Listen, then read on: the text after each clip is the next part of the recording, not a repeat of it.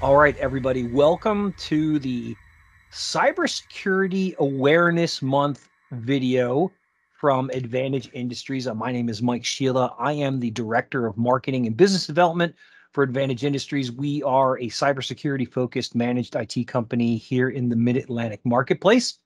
And for those of you that have been following us, you are no strangers to Joe Brunsman. Joe has been a guest on my podcast. He recently did a panel discussion with me and Dell on data privacy. He is an uber successful author. He happens to be a principal in a cyber insurance company in Annapolis, Maryland. All around fantastic guy. Joe, welcome to the presentation today. And not to be outdone is the one and only Nick Espinosa, the founder of Security Fanatics in Chicago, Illinois, an accomplished author himself, which I just learned, and a frequent TEDx speaker, a host of a nerd show like this on NPR, talking all things cyber and technology. Nick, welcome as well as a panelist today. Thanks for having me. Glad to be here. So the theme, gentlemen, as I was just sharing with you, is it's Cybersecurity Awareness Month. And so much of the content out there today is frankly very dry about what we do professionally. And all three of us can agree that it is worse out there. It is not better. And there is a significant portion, particularly of the business world, that is just not taking this seriously. You know, I found a statistic that over 80% of small businesses, and I'm going to define a small business as anybody with 200 employees or less. 80% of small businesses have never voluntarily had an independent cybersecurity audit, which means that they're not following any kind of data hygiene, which means they don't have the tools that they need in place, which means that if they have cyber insurance, which Joe, I know you can talk about, their claims aren't getting covered because they're so poorly prepared. So there's this hashtag, be cyber safe. That's the theme for this month.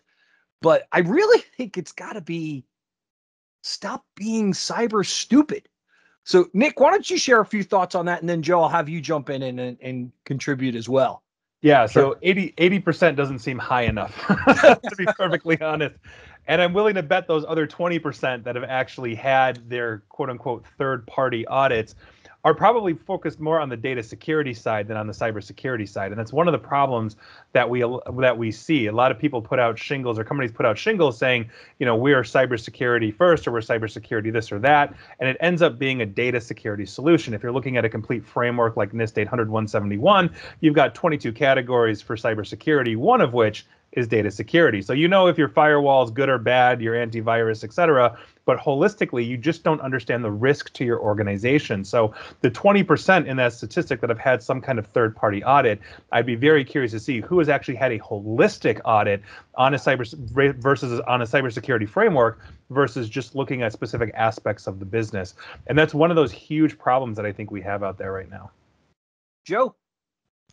Yeah, you know, I would say last year alone, I dealt with, I'll say, 2 cyber events a week on average. Sometimes a little more, sometimes a little less, like just for my clients. And, you know, one of the issues I see is that, you know, business owners are obviously very good at what they do. Like that's why they do that thing. And then they look at this idea of cybersecurity, data security frameworks, right? You start talking ISO versus NIST, CSF, and, you know, their brains just implode. And I feel like a lot of it is, you know, they're like, well, I'm just going to bury my head in the sand because it's such a big topic that, you know, where do I even start? And I think it's a lot like that old adage, how do you eat an elephant? Just one bite at a time.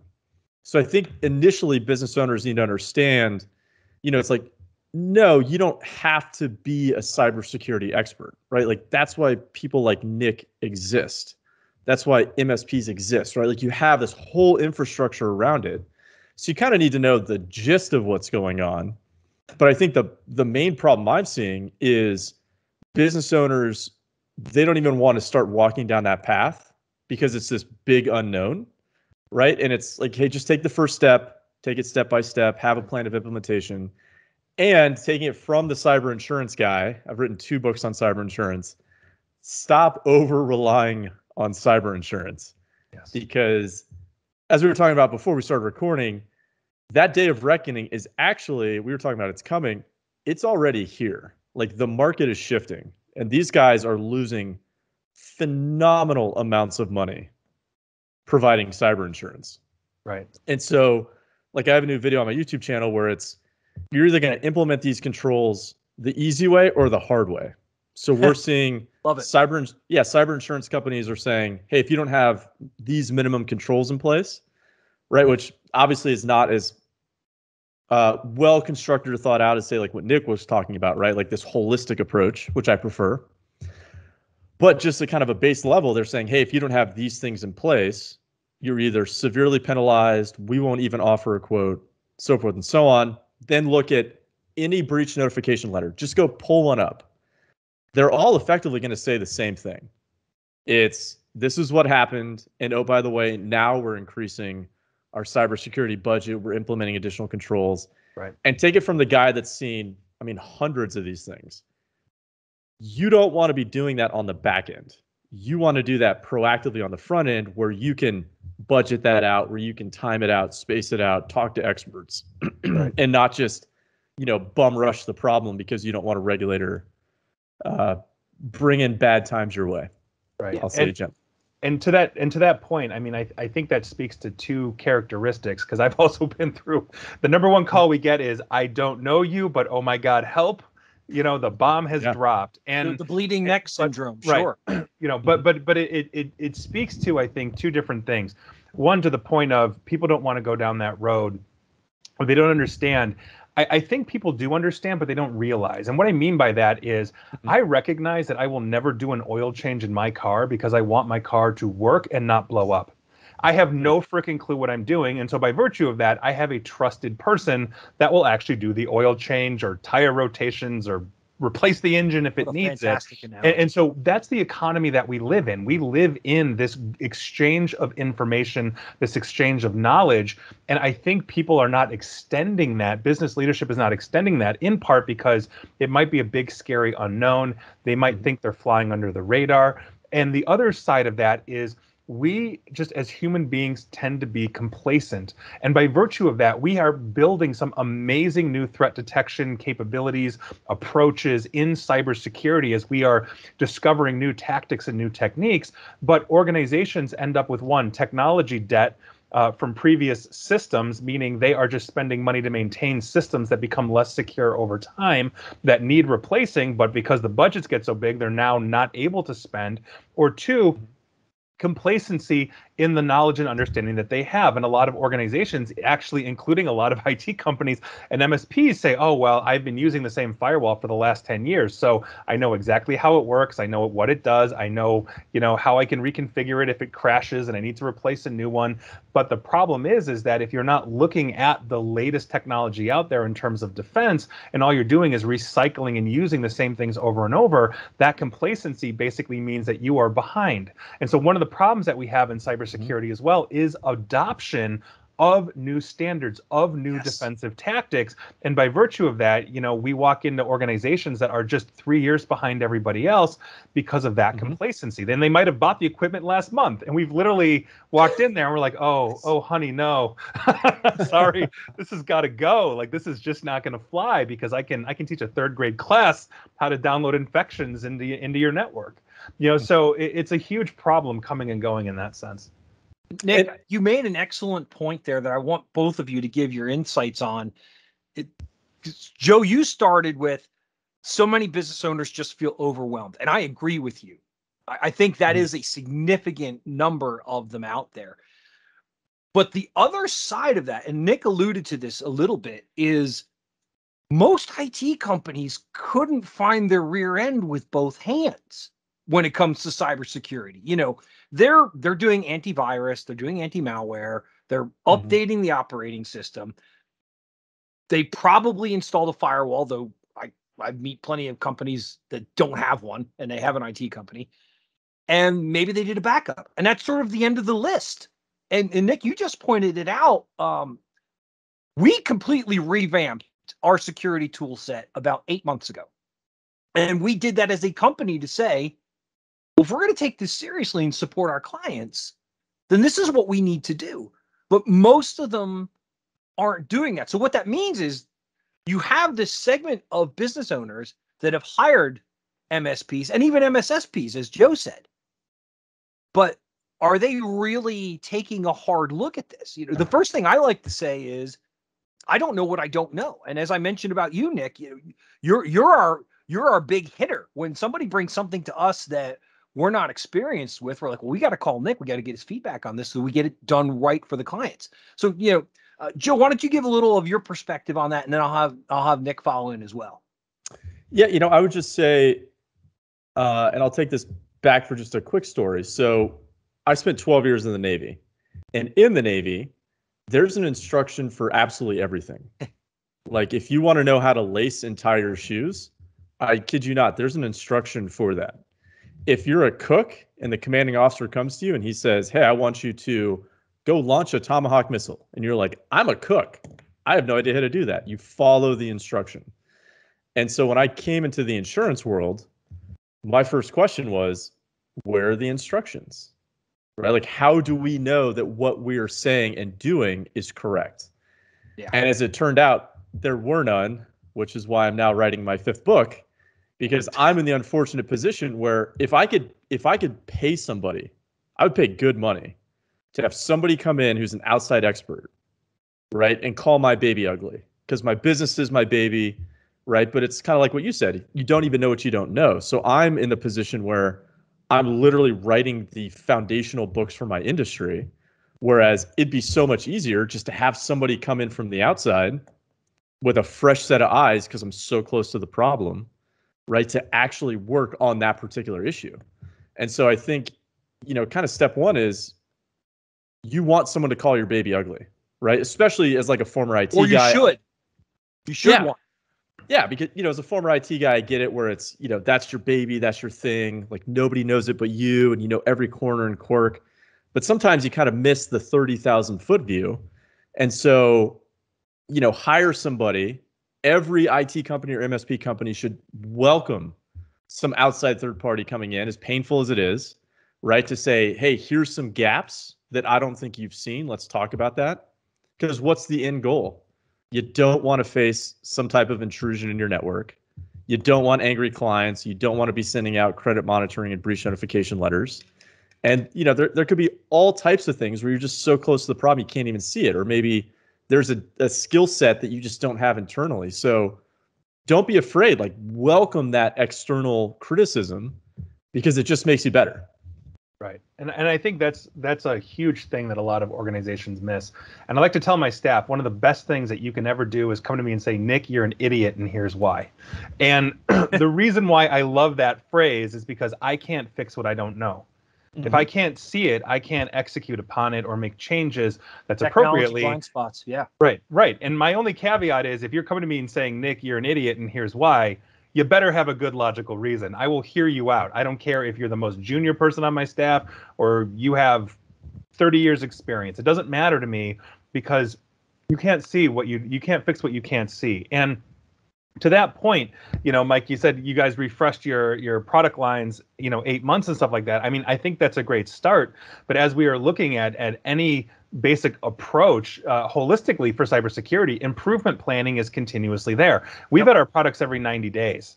Like, I'm not married to anything that I could recommend right now, because in 30 days I might be like, well, I wasn't looking at them anymore because I'm 60 days into this and now I found something else 30 days later. And it's not to say I'm pivoting on a dime, but I'm recognizing that I can't walk into the Fortune 100s of the world pitching last year's technology, because any CISO worth their salt will walk me right out the door saying, I'm sorry, but we're beyond this. And we pivot on a dime in cybersecurity. We never know when that 15-year-old kid is going to break Google, and we all have to slam on the brakes and say, what happened? How do we adjust to this? How do we now defend these clients? And that's a huge problem. And like regular technology, we know incrementally changes. The iPhone 13 will be better than the 12 because it has a slightly better camera and a slightly better processor, and the 12 is better than the 11, slightly better camera, slightly better processor. But in cybersecurity, we don't have that luxury. That's one of the things that, Joe was talking about, in the insurance, field, as they are entering that reckoning, as they are realizing, oh my God, we have to have these table stakes. And those things that we are talking about and pushing in cybersecurity for the last 3-4 years, like identity management and supply chain risk, are only now starting to be adopted by organizations. But everybody is perpetually playing catch up to the bleeding edge. And it's one of those things that in that gap, I think, exists the ability for a lot of malfeasance that we're seeing in the world. So it's a huge problem. And one thing that I would just add for any business owner that's listening to this is, I am often in the position where I'm saying, hey, I'm looking at your cyber insurance application.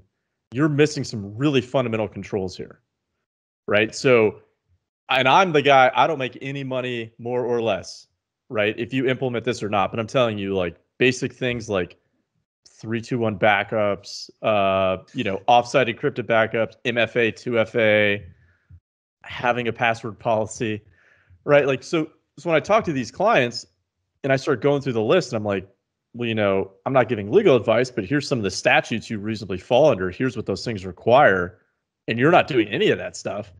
They just get overwhelmed. And so what I tell them is at least have a plan of implementation, right? Like, go out to your cybersecurity expert, talk to the, cybersecurity guy, the sysadmin guy, at least have a plan of implementation, right? Like, at least start with that. So you don't have to throw, huge quantities of money all at once. Although I guess that would be ideal, right? Just fix it at once, but at least, have a plan, right? Because I think a lot of business owners, in my experience, they look at this and they're like, oh my God, that's overwhelming. And it's like, no, not really. It's step 1, step 2, step 3. Right. Well, but to that point too, I mean, you don't go from 0 to Fort Knox in a day. Exactly. And our recommendation typically is that no cybersecurity project, especially a large one, should go more than 8 fiscal quarters or 2 years, because we have so many new defensive technologies, capabilities, and approaches coming out that to do so, I think, would be detrimental, because at the end of those 2 years, or if you're going beyond that, you're already looking at replacing what you've implemented. So it's a continuous cycle, and it's a continuous process of, I think, improvement and hardening. But every little thing that you do incrementally makes you that much harder. That much harder to hit, rather. So, for example, if you just have a username and password and suddenly you enable multi-factor authentication on your Office 365, well, there goes like 98% of the business email compromise scams, through Office 365, because they're just using a stolen username or password. Colonial Pipeline hit by a stolen username and password, got into the VPN, no multi-factor authentication. It's such a basic thing, and you can do it for free. Organizations, I obviously recommend robust identity management solutions, but anybody, I don't care if your grandma in Idaho, can go download a free app that's legit and actually secure Facebook in your bank. I mean, it's not hard to do.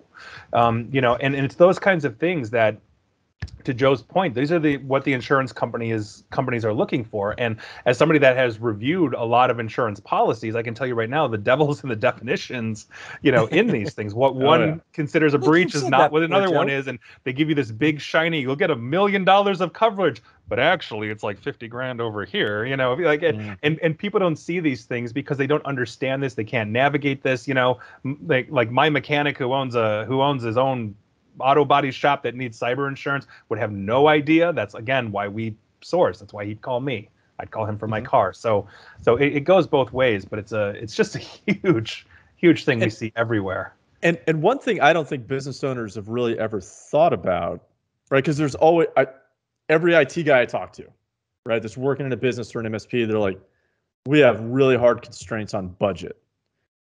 So I asked them, like, have you ever done, say, a qualitative or quantitative risk assessment, just figured out, like, how much is this stuff worth that you're actually holding on to, right? Because that's going to have a big impact on what a business would even spend on cybersecurity. And I don't think a lot of businesses have even gotten to that point yet where they realize, like, wow, we have a lot of really expensive data, or we have trade secrets that if this stuff gets out, like, we have no business.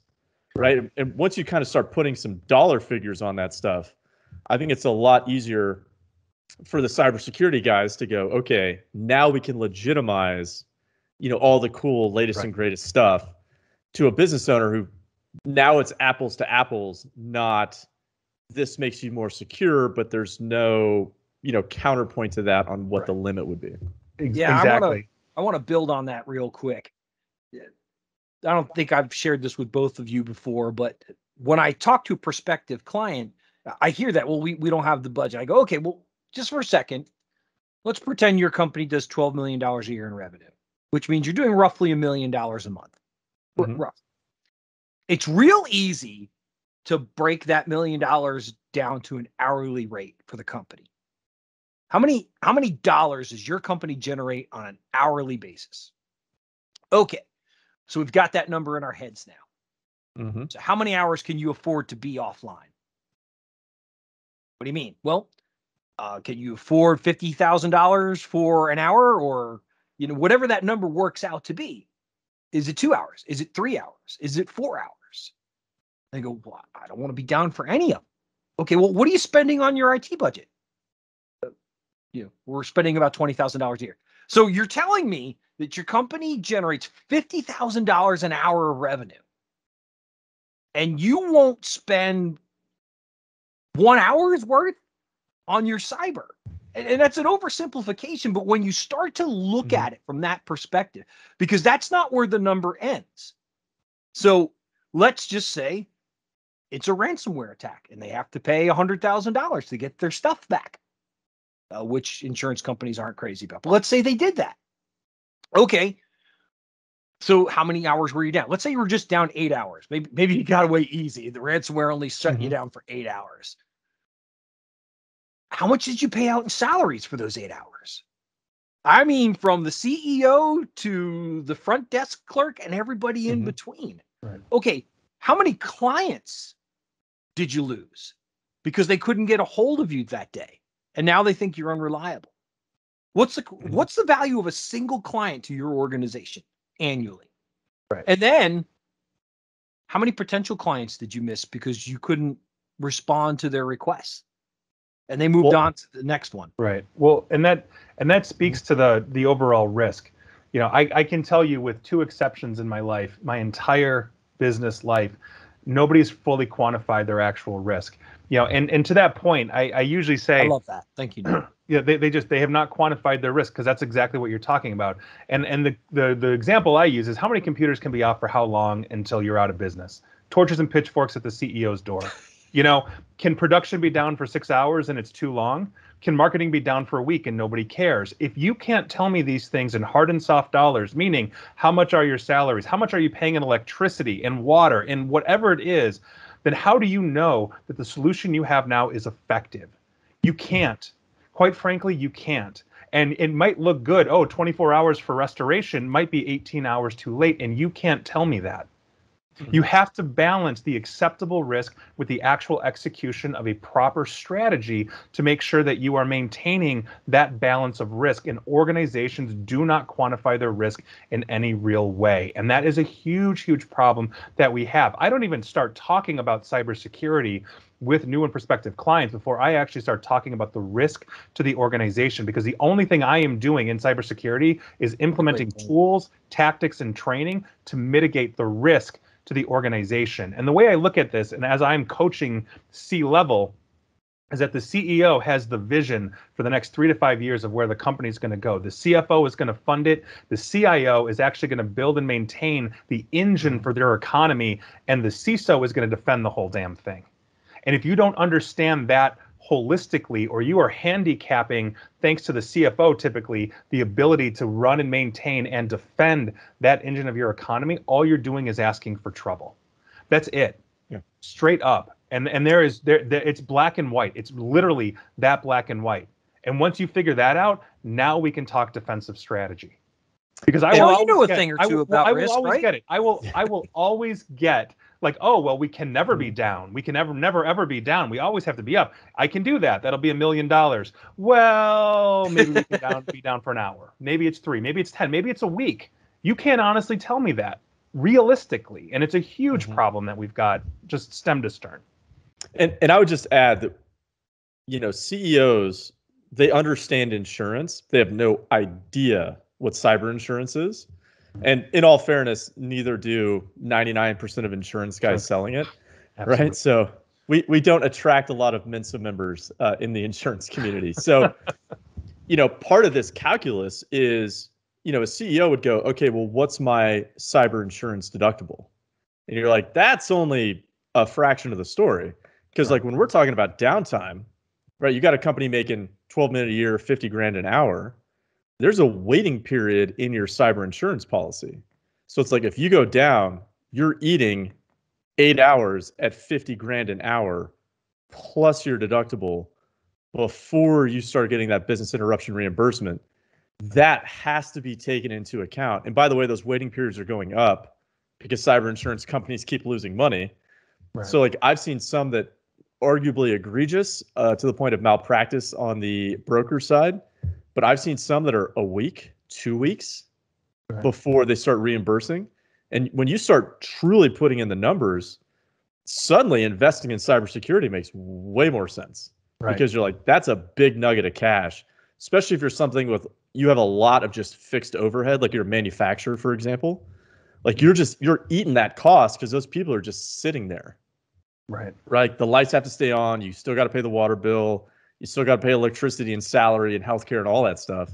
But the people generating revenue have nothing to do because somebody decided not to invest in cybersecurity, and then someone clicks on the wrong link because they're tired, and there's more to it than people think. Right. And that's also how we determine which attackers are professionals and which are amateur hour. So Colonial Pipeline was amateur hour because it's a business that runs on low margin, right? They're pumping gas. So their cash on hand isn't nearly as great as a company that runs on higher margins, you know? So we look at specific verticals that tend to have the most reconnaissance and attacks done, like architecture, engineering, construction, the AEC vertical. They tend to basically want to pay because they're on such hard deadlines and they have cash on hand. So there's a lot of things that go into quantifying exactly that risk and, for insurance and all of that. But I think insurance companies, and Joe, you can probably speak to this way better than I can, but it seems like insurance companies were just trying to figure this out as they went along. They saw a gap, meaning everybody's getting attacked. We can offer insurance and make money. And now that ransomware has just beyond exploded, and the stats that I've seen in the last couple of years is that all the insurance companies are raising their rates, but it's not because they're happy about it.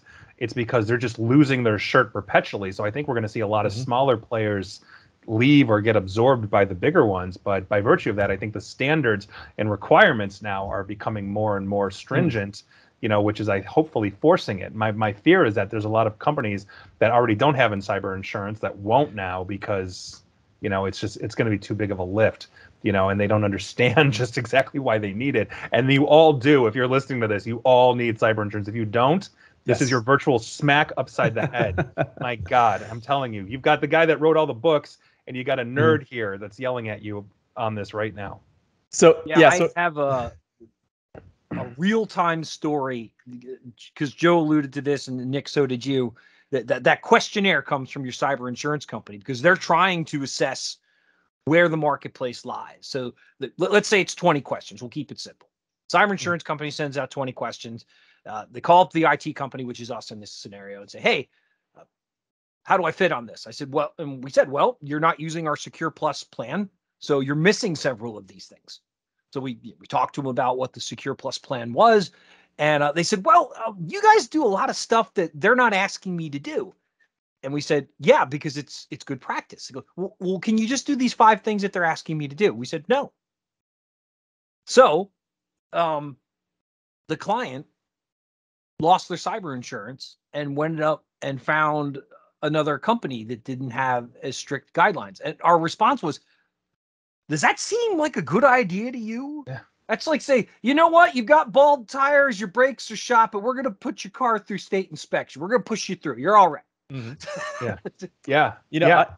I tell people constantly, I'm like, it's going to sound weird when I say this, but it's going to make sense in the end.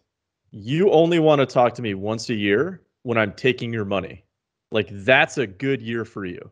Because if we're talking more than once a year at your renewal date, you're having a bad day, right?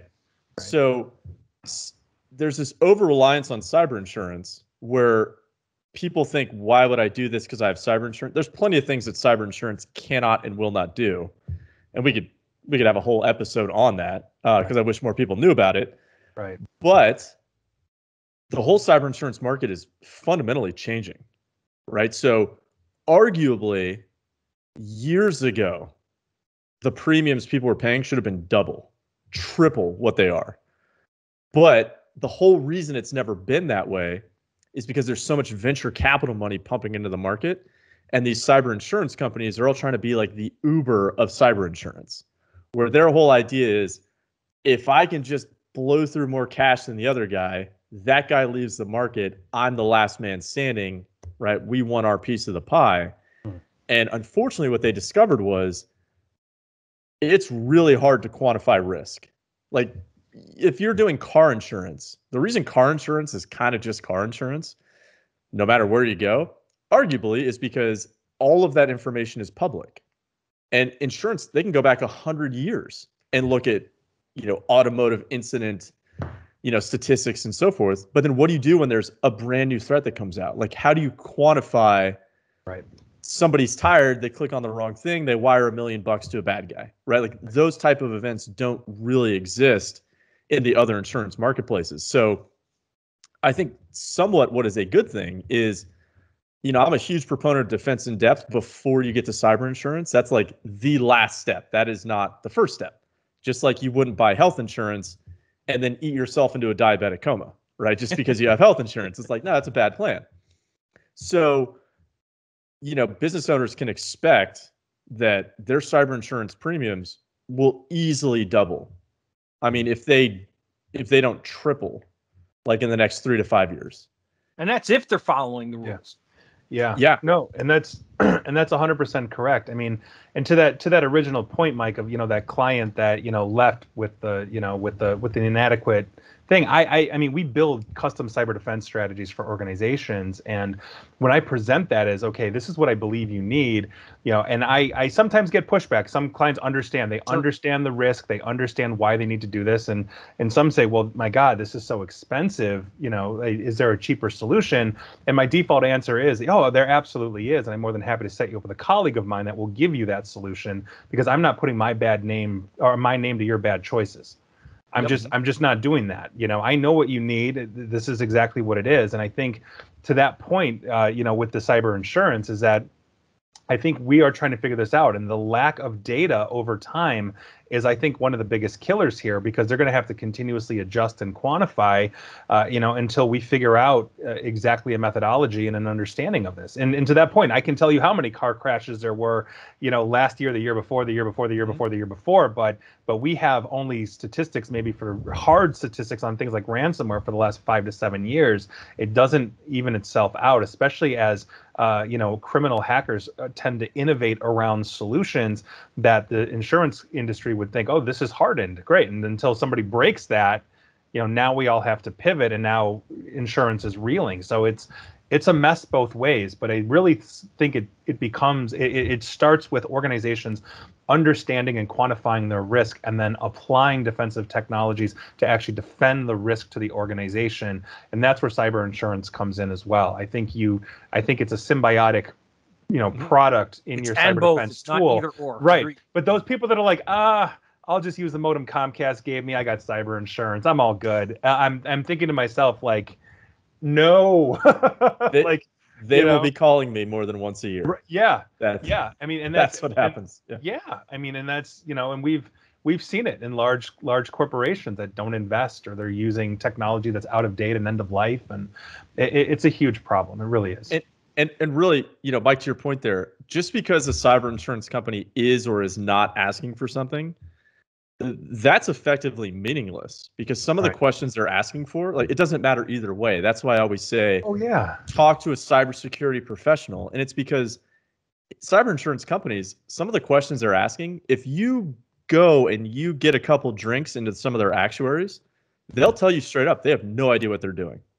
And some of those questions they're asking for, it's because they're just trying to build up a data set. Yeah. They don't know if it works or not. And then some of the things that are mandatory that they're asking for, they're just doing that because they're like, we had to do something. Right. So some of their model sets are actually built on like natural disasters, or plane crashes. Which one could argue that's what the landscape looks like now, a natural disaster. Right. But I think though that the insurance companies are also trying to balance the overwhelmingness of cybersecurity versus what somebody needs. So for example, if I was running a cybersecurity insurance firm and I was giving you the same questionnaire that I would give an organization that we are running through like a full NIST assessment, you would shoot yourself. I mean, like there is no way, like blindly, that you would have any of this and you would think, oh my God, we're totally screwed and I will never get covered, et cetera, et cetera. And so I think insurance companies understand and say, okay, what are those core table stake things that we need?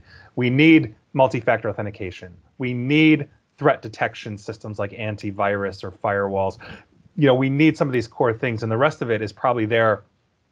I don't want to say is filler, but I think it helps to maybe enumerate just where they are in terms of their own process maturity. So meaning you might have an antivirus, you might have an identity management, you might have zero paperwork, zero policies like password policies, contingency plans, and that shows the organization, okay, you put in some basics, but you're not where a lot of the others are. That would be my guess, outside of the actuaries saying like, I don't know what I'm doing. I'm just rubber stamping it as it's coming along, good or bad, you know? Yeah, you know, those actuaries, I mean, God bless them. They got a hard job, right? Trying to I don't want that job. statistically define this, you know, but like ultimately they're just working for the CEO, right? And the CEO is saying, this is a market, we have to get market share, right? So give us the 80% solution. The other 20% on the insurance side, they're like, that's a risk that the business side has to take care of, as opposed to the underwriting actuarial side. And, you know, it's only going to get worse. It's only become more expensive. It's going to become more strict. And, you know, I would argue the declinations in coverage as more companies start leaving the market. Because if you talk to claims counsel at these cyber insurance companies, there's all kinds of stuff they want to deny coverage for, some of which they don't, because people like me would make a YouTube video about it and explain this is what happened, this is the way they denied coverage, and maybe it's entirely legitimate. But they don't want that bad publicity while there's so many other players in the market. As the losses continue, those players start going out. Like you said, they start selling out. They close down their doors. Those, they're going to start taking a much harder look, even more so than now, on what was on that application, what are you actually doing, all that kind of stuff. So Right. And on the other side of the coin, we also know that the overwhelming majority of data breaches go unreported, which then makes it harder for the insurance companies to actually quantify the risk out there. You know, so I literally, like, every Sunday I do a breaches of the week video and podcast of just all the insanity that's happened for the past week. And truthfully, they get longer over time.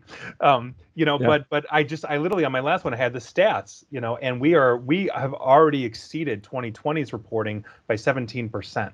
You know, it continues to go up. And I also know that those numbers are way low. There's no way that there's only a couple thousand reported data breaches, you know, like here in the United States, meaning the vast majority are unreported. They're not going, you know, to either claims or they're flying under the radar. And that has got to make it so much harder for insurance companies. Bad things are happening. Small companies are shutting down and nobody knows the reason why. And I think that's a point. Yeah, I was accused once of fear mongering. That I was talking about Baltimore City being ransomwared. And that was a big deal here in Maryland. And I got feedback from somebody on my email list that said, you know, I think you're fear mongering. I said, okay, well, I can understand why you would feel that way.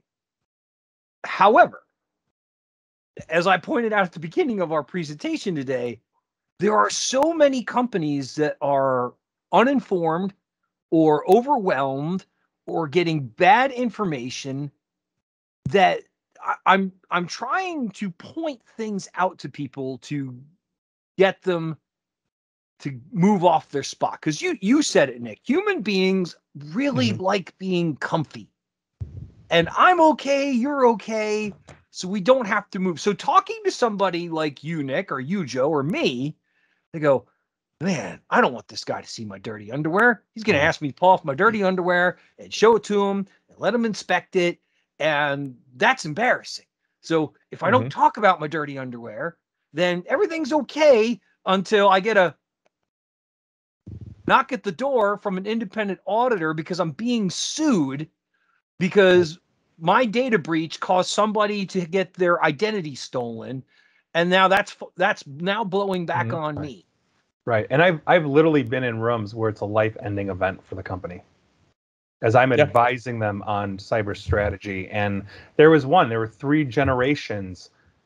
Grandpa started the business and they brought him out of mothballs to come back to basically have a huge family meeting in their boardroom and say, we're done. Like, we are not going to survive this event. And it was heartbreaking. I mean, these things happen. They do. And it sucks. And it's not us being dramatic. We're telling real stories about real accounts. I've literally been in that situation. Or, earlier on, like the call from like, why can't I see the pictures of like my grandkids and my dead husband, when ransomware was hitting, elderly people, those kinds of things. Like, I don't understand why I can't get access to these things anymore. These are things that we take for granted until they really happen to us. And a lot of people don't change until they're directly impacted by something. I mean, complacency is one of those things that I think humanity in general has to fight against to continue to explore, to continue to improve, to continue to enhance themselves. And cybersecurity is no different, in that. I mean, think about any relationship you've ever had that you've been complacent in. You're probably not in that relationship anymore, especially if it was romantic. Yeah. And you can ask several ex-girlfriends of mine on that. Just don't ask. And here's a good thought to build upon that, Nick. If we all start moving in the right direction, that positively impacts the economy. Yeah. Mm-hmm. Well, it has a benefit, a net benefit of just hardening us against attack, but it also has the benefit of actually training and making people aware. And I like to say, like, the most important thing we have is awareness and training in cybersecurity. Everything else is a complement and a supplement to that. So I like to say, like, I can build you a Ferrari's worth of a cyber defense strategy, but if I'm turning the keys to the Ferrari over to a chimpanzee, how far are we going to get? Right? We've got to learn how to drive. We've got to learn how to maintain the car. We've got to learn how to essentially exist, with the vehicle. And that's something that I think is sorely missed. Gentlemen, this has been fantastic. Joe, I would love to get your parting thoughts, and then Nick, I'll give you a chance to wrap up with some parting thoughts as well. But I'm so grateful to both of you for this presentation today, and I think our viewing audience is going to get a ton out of it. Parting thoughts, I would just say, once again, take it from the cyber insurance guy. I think I've written the best-selling books on cyber insurance in the country at this point. Do not be overly reliant on cyber insurance. There are plenty of things that cyber insurance cannot and will not do for you, right? So it's a necessary part, but it's like the last layer in defense in depth. It's part of your strategy. Absolutely. Yeah. If you're looking at cybersecurity, have someone come in, call your baby ugly, so at least you know what to fix. And then I know that, it's tough economic times. No one has infinite money to put at cybersecurity, but at least take those recommendations, take it on board, have a plan of implementation. Also very useful when government regulators come knocking, by the way. And you got to start somewhere. So the way I'm looking at it is we are losing the battle. And I think it's because people are so overwhelmed. They're just not even taking the first step. So at least take the first step and just go down that road. Listen to people like Nick, listen to people like yourself, right? And just get the ball rolling.